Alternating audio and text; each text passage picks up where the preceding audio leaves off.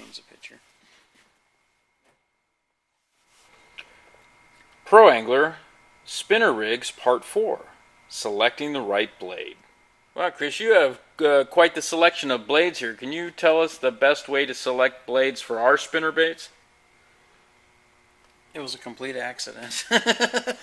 And the problem I have is there's so many to choose from and so many great ideas to match perch, kokanees, small rainbows, small gobies. So there's so many bait fish that walleyes and trout like to eat. So the best way is to get yourself a small selection of a little this, little that. And I like to start out with the standard Colorado blades, which are just a standard oval blade. Once you start out there, you gotta have a starting point. Once you start out there, you can do color selections and everything. But what you'll notice about blades is they'll start coming in a French spinner, where it has a high rise, an Indiana blade, which is the same shape as a French spinner. You can step into a sonic spinner, or hatchets, or a floating spin and glow, or a standard smile blade made out of plastic material that you can shape and bend. What you want to do is first is assess the situation before you go into a crimp blade such as this, or a big blade such as this, or going into a heavy cup blade. Every one of these blades makes a little different type of action and a little different type of attraction for the fish. So what you want to do is you want to approach your body of water and say, okay, it's the springtime, the fish are feeding slow, let's give them a Colorado blade, give them something simple, round, and just hand it to them. If they tap you, but they're not real aggressive, turn around and throw on a chopper hatchet blade or a noisy sonic blade. Throw something that'll attract the fish at a higher rate of speed and pattern. Make a pass. If nothing happens, stop right there, unclip, because you'll be using quick clevises, unclip your units off of that, and switch yourself back to a quieter Indiana blade, or maybe even a painted blade that doesn't have quite as much reflection as a decal blade. A high decal blade has a lot of reflection to it. Drop yourself down to that. Run that through your system. If your blade seems to be hitting your bottom in your weeds, that's when you'll step into a float blade with a lot of graphic reflection and lift. A float will actually hold your spinner rig up. If the fish still aren't striking in its cold water area, slip yourself into a plastic smile blade, which will track but not make noise. It'll just make reflection, and see if they're into something like that. It's all trial and error. From fishing all types of bodies of water over the United States, I came up with a pattern where I'll start out with a simple perch pattern on a standard Colorado. Then I'll go from that perch pattern into a rainbow fish and see if that'll pick up when I go into a longer blade versus a shorter blade.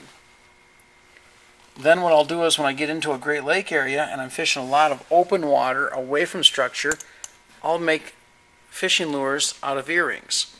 And that's basically all these are. You can go down to Walmart store, buy an earring, drill it out, put it in the clevis, just plop a clevis right through her and you're ready to go. This will make a lot of thud, but the cool part is it has all your colors of your smelt and your alewives and stuff for reflection and bait. And it's actually made out of an oyster shell or a clam shell. It's just polished clam shell is all it is. Nice and simple. So it's fun to shop for them, or you can just stick with the traditional football type shells and go with your football patterns that are just flat and dull. And that's basically why I went with this route. But blades are blades, and willow leaves are willow leaves. You just got to pick through and see what let the fish tell you what type of blade you want, but keep a good selection. Chris, it looks like some of the blades have stickers on them and some are painted. Is there any difference between those and also the ones that look like they have shapes pounded actually into the blade itself? Yeah, there's a little differences, and first of all, we'll start with prism tapes. A prism tape blade is an easy blade to work. It's just a bare, smooth blade, an empty, smooth silver blade or gold blade, and they just stuck a decal on there. And that'll give you 80% of your problem will be solved with going with a cheap reflective Colorado reflective sticker blade. Then it's just a matter of picking shape, styles, and what's close. When you start getting more into it, you'll want to go with a hammered blade, like this, and as you notice, it's smooth on one side and hammered on the other, so it's only giving off a little bit of subsonic sound. When you go into a heavy hammered blade, like this, where they're hammered all the way through, you'll double your noise pattern, and you'll double the depth of your noise. So it's like being in an auditorium with a smooth ceiling, it echoes, and if you're on a double hammered system, it down basses, like turning the bass down on your radio. It makes that heavier thump thump noise. And that's what you're after with a double hammered, with a deep cup, is a heavier thump noise. Willow leaves that are seen on bass buzz baits and what have you not, they're basically smooth on the back side and then lumpy on the front side. You can get them in copper plate or silver. And they'll make a hum noise, but because they have a long cup, they'll drag the thump. They'll thump and kind of hum it a little bit. But they also have more pull on your spinner rig, so you don't want to use them in current. You want to use them in open water trolling. Custom blades like these guys, they're custom prism tapes and paint. There's actually paint underneath. These are the same tapes. What they did is, underneath this tape is different colors of paint to set off the iridescence in the lure itself. So you can go to, basically, buy your Northland tackle rig, which is already made. There you go, here's your average color bait fish, which is easy to do. You got your rainbow trout and your perch. Standard colors, no problem. You go into a painted system.